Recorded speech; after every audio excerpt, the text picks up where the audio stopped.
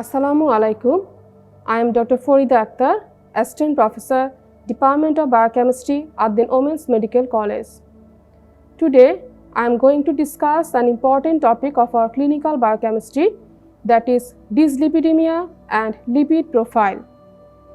What is dyslipidemia?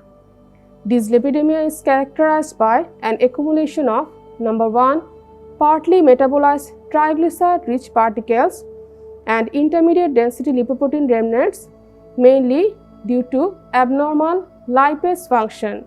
I repeat, it is mainly due to abnormal lipase function.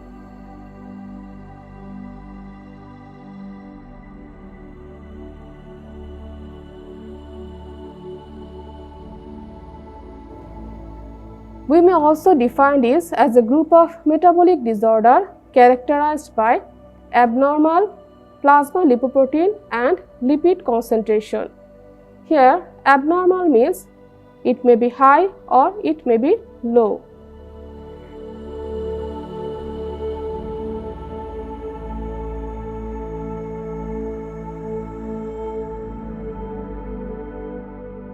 Now come the classification of this dyslipidemia.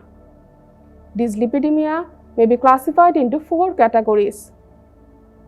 Number 1, primary hyperlipidemia, primary hypolipidemia, secondary hyperlipidemia and secondary hypolipidemia.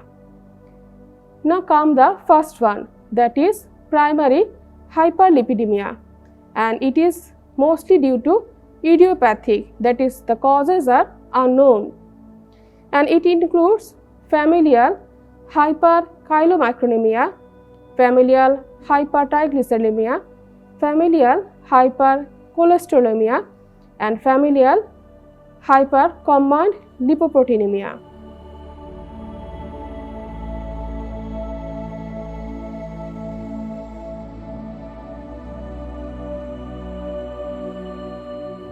Now come primary hypolipidemia.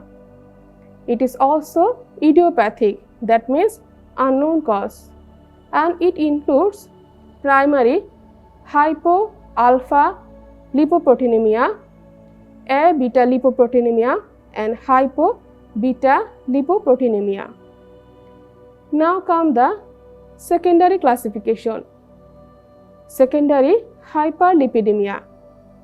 It occurs a lot of causes like nutritional factor, that is accumulation of excess carbohydrate or saturated fat and cholesterol.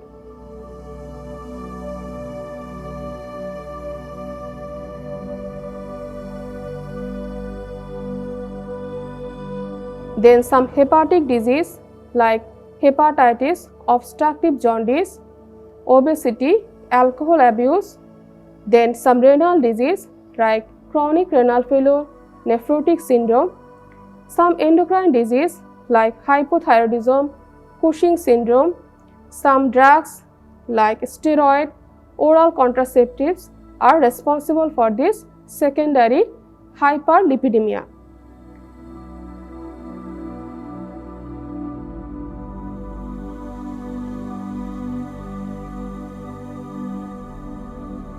Now come the secondary hypolipidemia, and it occurs due to chronic cachexia like malignancy, anorexia nervosa, and it also may occur due to chronic malabsorption and severe parenchymal liver disease.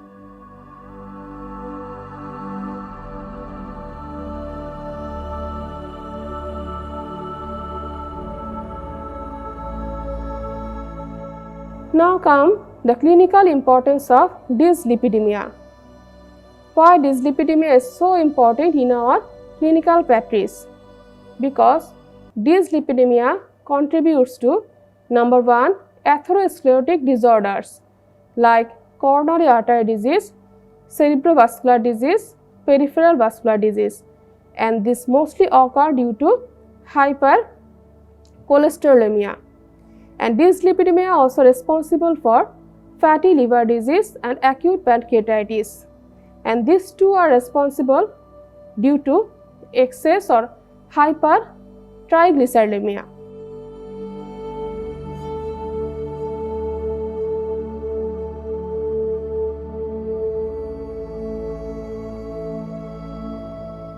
Now come, what are the laboratory investigation we advise to do a dyslipidemic patient?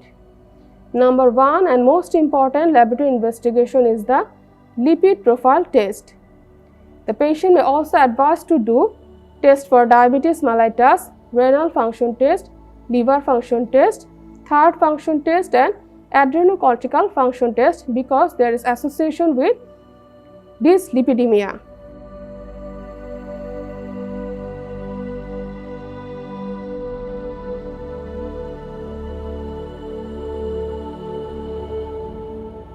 Today we shall discuss about the first one cause, that is the lipid profile. First we have to know what is lipid profile.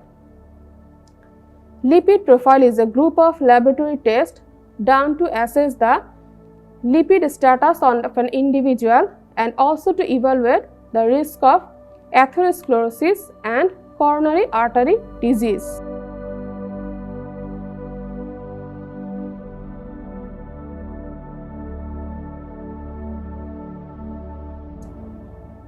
Now, what are the components of this lipid profile? Components of lipid profile include total cholesterol, low density lipoprotein cholesterol, triacylglycerol and high density lipoprotein cholesterol.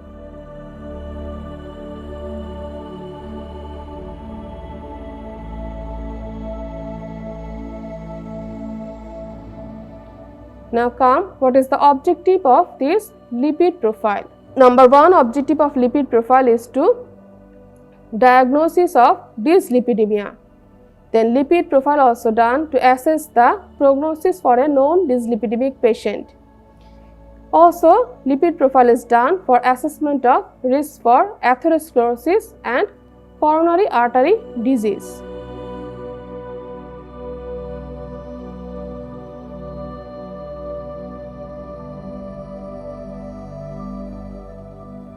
Now, what is the indication of this lipid profile test? If the total cholesterol is 200 to 239 mg/% with coronary artery disease or at least 2 risk factors of coronary artery disease. 2 indication is total cholesterol more than or equal to 240 mg/% irrespective of coronary artery disease or risk factors of coronary artery disease.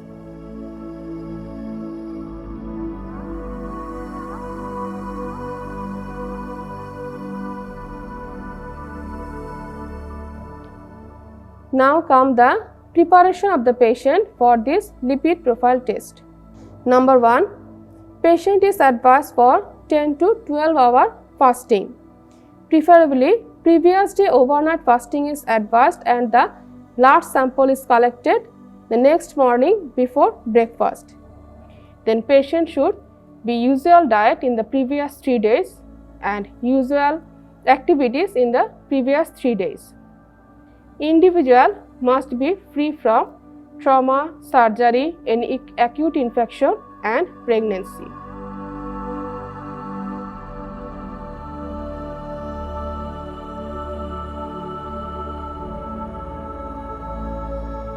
Now come the procedure of lipid profile test.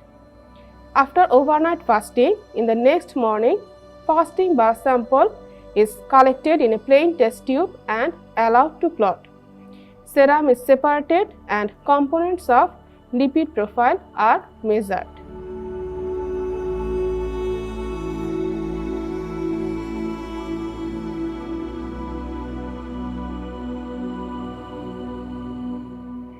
Now come the interpretation of lipid profile. First come the component, then the desired level and borderline. Total cholesterol, the desired level is less than 200 mg/% and borderline is 150 to 220 mg/dL. Then come the low density lipoprotein cholesterol. desired level is less than 180 milligram per cent and borderline is also less than 180 milligram per deciliter. Then come the triacyl glycerol. Desired level is less than 150 milligram per cent and borderline is 60 to 150 milligram per deciliter. And high density lipoprotein cholesterol. Desired level is more than 40 milligram per cent and borderline is also more than 40 milligram per deciliter.